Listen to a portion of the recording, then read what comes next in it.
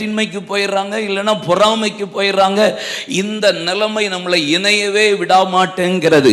எழுப்புதலுக்காக எந்த காரியத்திலையும் நான் இறங்கி போகிறதற்கு ஆயத்தம் என்று சொல்லி நம்ம இணைந்தாலே ஒழிய தேவன் மீண்டும் அந்த அபிஷேகத்தை பெந்தேகோஸ்தே நாள்ல ஊற்றப்பட்ட வல்லமையை நம்ம பார்க்கணும்னா நம்ம இணைந்தே ஆகணும். ஆமென் சொல்லுங்க. ஆமென். பக்கத்துல கைப்பிடிச்சு சொல்லுங்க, வாங்க பழகுவோம். பிடிச்சா பழகுவோம், பிடிக்காட்டாலும் பழகுவோம். ஆமென் சொல்லுங்க. நமக்கு தேவை எழுப்புதல். ஆமென் சொல்லுங்க. நமக்கு தேவை எழுப்புதல். யார்கிட்ட தான் குறை இல்லை சொல்லுங்க? எல்லார்ட்டையும் குறை இருக்கு. ஆமாம். என்ன நீங்கள் நைட் ப்ரேயரில் பார்க்கீங்க, என்ன நீங்கள் எப்படி பயங்கரமாக பார்த்து ரசிப்பீங்க, பிரசங்கம் நல்லா பண்ணுறான்டான்ட்டு. ஒரு வாரம் பழகி பாருங்க, சீ அப்படின்னுருவீங்க. எல்லாருடைய ஹியூமன் நேச்சர் அப்படி தான். டிஃபால்ட்டாக எல்லாரும். நீங்கள் வீட்டுக்காரி சகிச்சிட்டு இருப்பா, என்னண்ணே சொல்லுங்க. ஒரு வாரத்துக்கு மேலே எங்கேயாவது என் மிஸ்டேக் உங்களுக்கு எப்படின்னு தெரியும். ஆமென் சொல்லுங்க. எனக்கு கரெக்டாக இருக்கிற, எனக்கு சரின்னு நான் படுற காரியம் உங்களுக்கு தப்பா தோணும், அது விஷயம் இல்லை. ஆனா தேசத்தின் எழுப்புதலுக்காக நான் இணைவேன்னா நான் இணையறதுல ரெடியா இருக்கிறேன். உபதேச குளறுபடி இருந்தா மட்டும்தான் சேர மாட்டோம். உங்கள்கிட்ட சொன்னதுக்காக திருப்பி மன்னிப்பு கேட்டுக்கிறேன். ஆமென் சொல்லுங்க. இணையறதற்காக நாம் இணைந்து கொள்ளணும். அல்லேலூயா சொல்லுங்க. எழுப்புதலுக்காக இணையணும். ஆமென். எனக்கு மியூசிக் தெரியாது, எனக்கு கார்டு தெரியாது, எனக்கு ஸ்கேலு தெரியாது, எனக்கு டியூன் தெரியாது. ஆனால் நான் பாடுறேன் பாருங்க. பாடுறேனா இல்லையா?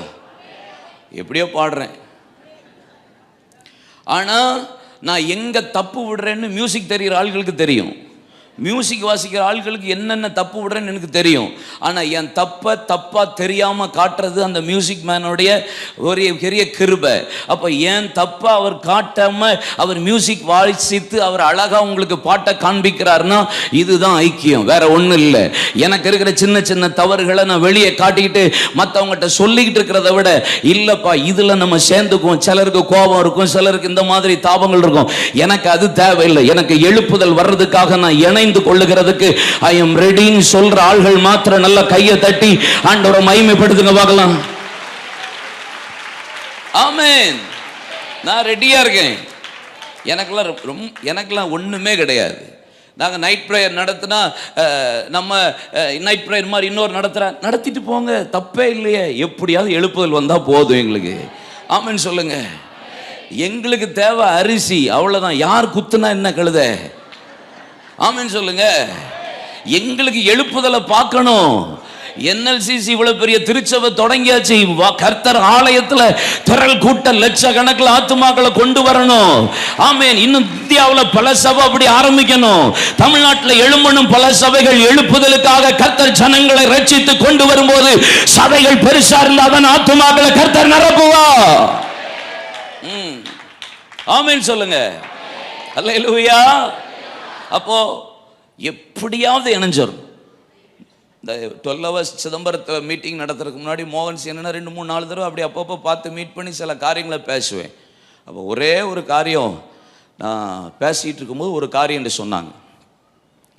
எழுப்புதல் வந்துருச்சு, ஆனால் ஒரு காரியம் ரொம்ப தடை பண்ணுதுன்னு சொல்லி பாரத்தோடு என்கிட்ட ஷேர் பண்ணாங்க. அதில் ஒன்று, இணையவே முடிய மாட்டேங்குது, ஐக்கியவே இல்லை சபைக்குள்ள, திருச்சபைக்குள்ள, ஊழியர்களுக்குள்ள. இது மாறினா சீக்கிரத்துக்குள்ள கர்த்தர் ஒரு பெரிய மகிமைய தேசத்தில் கொண்டு வந்துருவார். அல்லேலூயா சொல்லுங்க. இணைஞ்சிருவோம், சேர்ந்து நிற்போம். ஆமென் சொல்லுங்க. ரெண்டாவது என்ன சொன்னேன்? அற்புதம். இங்க வருங்க. அபிஷேகம், ஒரு ஜபம். அந்த ஜபத்தில் 120 இருந்த சபை 3000 பெருகிட்டு ஒரு பெருக்கம். ரெண்டாவது அற்புதம் நடக்கிறது. எப்படி? ஒரு சப்பானிய கர்த்தர் எழுப்ப பண்ணுகிறார். எழும்பி அவன் துள்ளி குதித்த உடனே திரள் கூட்ட ஜனங்கள் கர்த்தர் பக்கத்துல 5000 பேர் கர்த்தர் பக்கம் திரும்பிட்டாங்க. ஒரு அற்புதத்தில் 5000 பேரை கர்த்தர் சபையில கொண்டு வந்துட்டார். ஆமென் சொல்லுங்க. இதுக்கு என்ன நடந்தது? ஜெபிக்கிற மனிதன் ஜெபிக்கிற நேரத்தில் ஜெபிக்கிற இடத்திற்கு ஜெபிக்கும்படி புறப்பட்டு போனான்.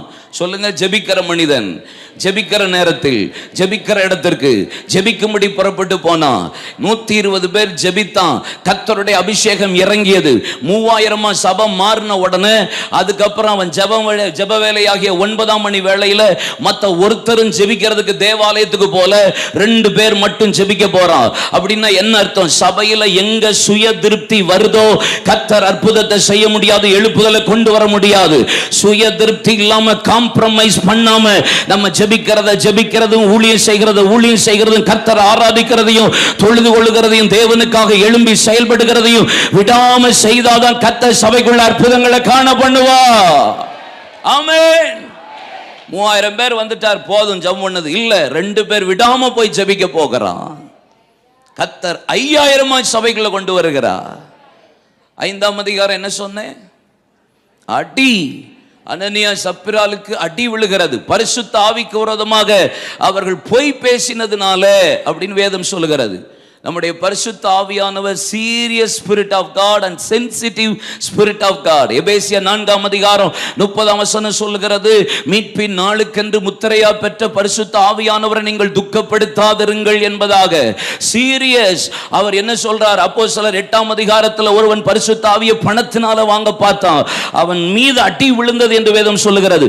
அதே 5ஆம் அதிகாரத்தில் அனனியா சப்பிரால் ஒரு பங்கை எடுத்து வைத்தார்கள். கர்த்தர் அடித்தார். மரண சத்தமும் பயமும் சபைக்குள்ள வந்தபோது 14ஆம் வசனத்துல வாசித்து பாருங்க. அவர்கள் அந்த பயத்தின் நிமித்தம் அநேக பேர் அப்போஸ்தலர்கள் பக்கம் சேர துணியாமல் கர்த்தர் பக்கம் அதிகமாய் சேர்ந்தார்கள். அப்போஸ்தலர்கள் பக்கம் சேர துணியல. அப்படின்னா என்ன? சபைக்குள்ள அடி விழுந்த போது சபைக்கு வெளியவும் சரி சபைக்கு உள்ளவும் சரி ஊழியக்காரனை குறித்தும் சபையை குறித்த பயம் உண்டாயிற்று. சர்ச்சில் அதுக்காக ஜெபம் பண்ணணும். ஊழியக்காரனை குறித்த பயம் வரணும். உங்க பாஸ்டர் இருந்தாலும் மடியில் போய் உட்காந்துடக்கூடாது. ஆமென் சொல்லுங்க. முந்தையெல்லாம் எங்க பாஸ்டர் அங்க இருப்பார், நாங்க இங்கே தான் நின்றுட்டு இருப்போம். அப்படிதான் நாங்க பழகி இருக்கோம். இப்போ பாஸ்டர் மடியில் இருக்கிறான், பாஸ்டர் தோல் மேல் காட்டி பாஸ்டர் கூட எல்லா ஜோலியும் பண்றான். ஹலோ, பாஸ்டர்னா ஒரு காலம் எங்களுக்கு பயம் இருந்தது. ஆமென் சொல்லுங்க.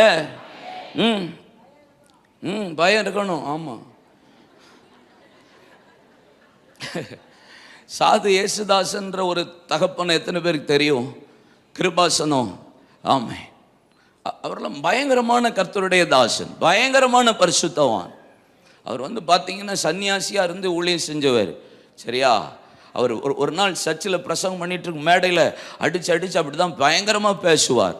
அவள் தமிழ் பேசுகிறதே தமிழ்லே இன்னொருத்தர் டிரான்ஸ்லேட் பண்ணுவாங்க. அந்த மாதிரி தமிழ் கொஞ்சம் வேகமாக பேசுகிறதுனால புரியாததுனால தமிழ்லே திருப்பி கரெக்ட் பண்ணுவாங்க. அப்படி பேசி அப்படி தான் இருக்கும் அவருடைய பிரசங்கம். அவர் பார்த்தீங்கன்னா அவர் திருச்சபையில் ஒயிட் அண்ட் ஒயிட்டில் போட்டிருப்பாங்க. சண்டே ஆராதனையில் அவங்க சர்ச்சில் இருக்கிற ஒரு அக்கா வேகமாக சர்ச்சுக்கு கிளம்பியிருக்கு. எப்படி கிளம்பியிருக்கு? நீங்களும் அப்படி தானே? ஞாயிற்றுக்கிழமை மட்டும்தானே வேகமாக கிளம்புவீங்க. அட்வான்ஸாக நம்ம கிளம்பி பழக்கமே இல்லையே. வேகமாக கிளம்பி ஐயோ லேட் ஆகுதுன்னு சொல்லிட்டு வீட்டுக்கு வெளியே வந்திருக்கு. ஒரு தென்னை மரத்தினுடைய மட்டை வெளியே கிடந்திருக்கு. உடனே அதை எடுத்து வீட்டுக்குள்ளே போட்டுட்டு கதவை பூட்டிட்டு வேகமாக அது வந்ததும் லேட்டு. ஆனால் முன்னாடி உட்காந்து ஆவியில் நிரம்பியிருக்கு. எப்போ லேட்டாக வந்தாலும் சிலருக்கு முன்னாடி எப்போ வந்தாலும் பாருங்க சிலருக்கு முன்னாடி உட்கார தான் பிடிக்கும். ஆமாம், அது ஆவியில் நிரம்பி பயங்கரமாக அப்படி நிரம்பி இருக்கு. உடனே நம்ம ஐயா இருக்கார் பாருங்க, ஜோம் பண்ணிட்டு அப்படியே ஆவியில் நிரம்பிட்டு இருந்தவர் டம்முன்னு மேட்சில் ஓங்கி அடிச்சிருக்கிறாரு. அடிச்சுட்டு அந்நிய பாஷையை நிறுத்து அப்படின்னு இருக்காரு. உடனே அந்த அக்கா அப்படியே பயந்து என்னையா எழும்பு போய் வீட்டுக்கு போ அப்படின்னு இருக்காரு. என்ன பக்கத்து வீட்டு தென்னை மட்டையை நீ உன் வீட்டுக்குள்ளே போட்டு வந்திருக்க, எடுத்து போ அப்படின்னு இருக்காரு. எப்படி வாழ்ந்துருக்காங்க? இப்படியெல்லாம் ஞாயிற்றுக்கிழமை ஆராதனை இருந்தால் நம்மெல்லாம் இங்கே சர்ச்சில் இருப்போம். ஸ்தோத்திரம் சொல்லுங்க. எப்படி பரிசுத்தவான்கள் வாழ்ந்திருக்காங்க. மீண்டும் அப்படி சபைக்குள்ள ஊழியர்களும் சபையின் பயத்தை, சபையை குறித்த பயம் வரணும்.